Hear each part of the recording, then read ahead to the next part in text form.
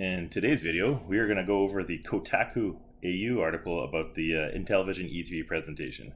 So the article starts off, the title is Intellivision E3 Presentation Broke My Brain by Alex Walker. This is a bad start to this.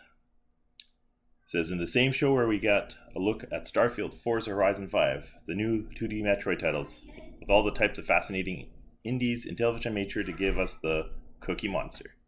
In a world where you've got publishers talking about bringing AAA games to MacBooks, phones, tablets through live streaming, there's a unique brand of dissonance to see Gaming Annual's conference stop for 10 minutes to talk about a new Intellivision console. It's called the Amico. It's a small console that almost looks reminiscent of a Roomba. Well, at least they don't say it looks like a foot bath, so Roomba's a slight improvement over that. It comes equipped with two Bluetooth controllers that each have their own screen. It's almost like a miniaturized take on the same idea that the Wii U had, although there's extra directional input from the dial on the controller. Of course, the Wii U could have at least offered Mario Kart 8 or New Super Mario Bros. U. Even the bad Zelda games on the Wii U are a million times better than most other franchises.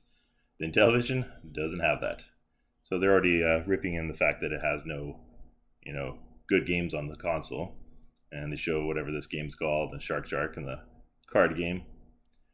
Watching Tommy Talarico sell the Amico, a $249 console that's barely cheaper than a Nintendo Switch. So yet again, another place that has brought up the fact that it's almost the same price as a Switch. So he says it's like falling down a well and landing in an alternate dimension. So Talarico begins the presentation after mentioning that he's the voice behind Roblox Sound, which was a whole legal drama. That's mentioned in a couple other places. I think even in the Giant Bomb video where he takes credit as if like he created the sound himself and it was implemented in the game, but in actuality, apparently someone else created the sound and they just used the sound and he sued them. So it's kind of weird that he would align himself as like the oof guy, making it seem like he was working with them. So by talking about the old times when people used to get together in a room to play games. When I was growing up, we didn't have the internet to play video games, Talarico said or argued. Blah, blah, blah, blah, blah, blah. I bet your fondest memories are playing video games when you were with your friends in the same room. That's a totally fair point to make, but also, key thing, times change.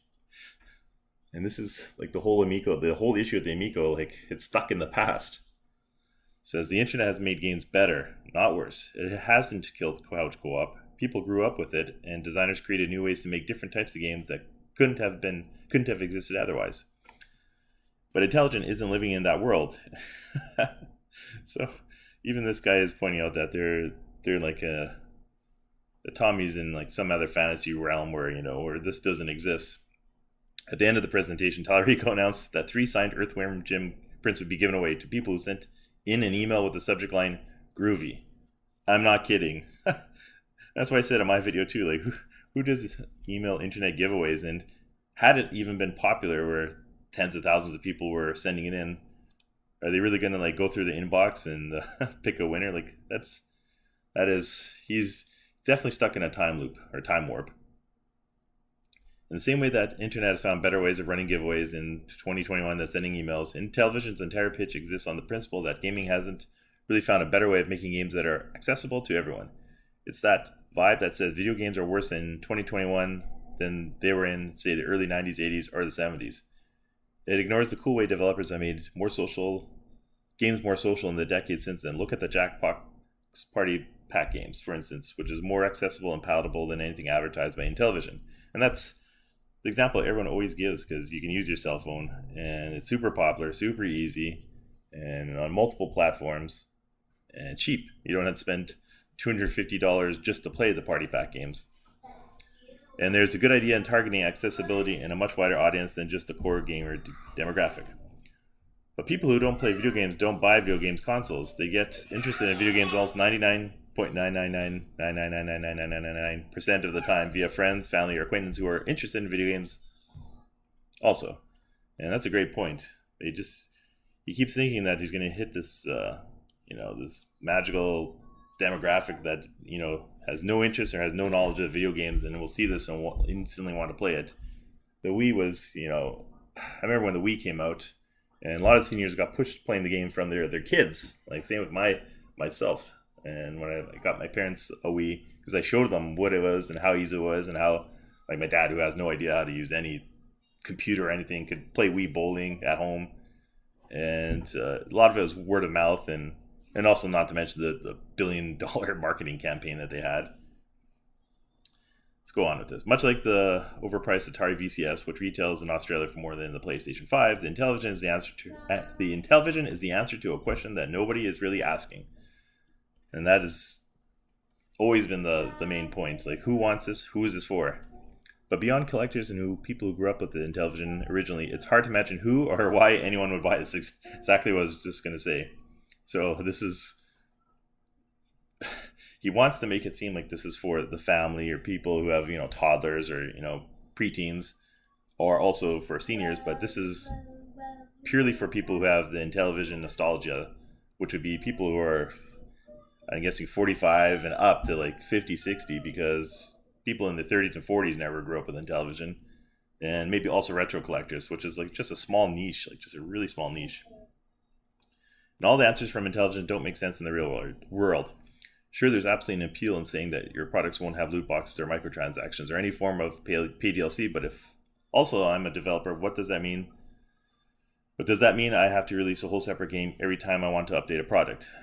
DLC expansions, paid DLC expansions make games better, and that's I think the Geek Getaway made that point. It's just like, why would you want to prevent making the games better by adding extras?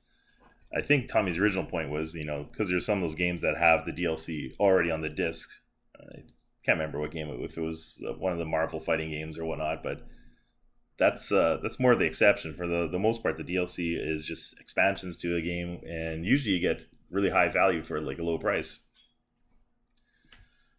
So it goes on and says, but also you have to remove all those from the equation. The response to not having any of the basic online connectivity is not to say we have an online leaderboard system for most of our games. Games already have that. Drop in, drop out co-op games have that already. It's not a selling pitch for the Intellivision.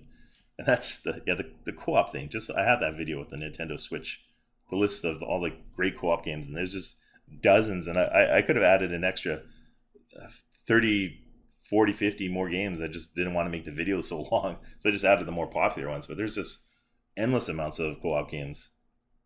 Content is what sells the system. Sure, there might be potential in the original Echo the Dolphin developer's new exclusive Dolphin Quest, but are you really going to drop Nintendo Switch level money on a spiritual successor to Echo the Dolphin? And this goes back to like lack of killer games or killer apps, killer games, and which they don't. And I never played Echo the Dolphin, but I know it's like a mixed reaction. People just remember it. From my opinion, is people remember it because it was so different from all the other games back in the Genesis days. So I think it's more popular just because of how different it was, and not so much like how good of a game it was. And for the developers out there, what's the impetus to develop on the Intellivision anyways? Because it's different? Are developers really that free with their time and resources to take a flyer on something like this? And that's probably why Tommy pays the developers up front, because they know that no one will, or most places just won't bother with a port on a system that has no user base and has such bizarre controls. I don't mean to be cruel or cynical, and I honestly hope the Intellivision team achieves everything they're hoping for, but at the same token, in the position of being media that's designed to be critical of an industry that gets far too much of a free pass, I'd be remiss if I didn't ask a simple question. Why would anyone, families or otherwise, buy an Intellivision when you can buy literally anything else, especially when every other console does what the Intellivision promises but miles better, with better family-friendly games? Well, why market this directly to the most hardcore gamers, the only people liable to watch E3 conferences live, or watch them afterwards? If you don't have any content they'll be interested in, why not just advertise it via infomercials or something that might actually reach the console's supposed target market? And then they have a link to the presentation.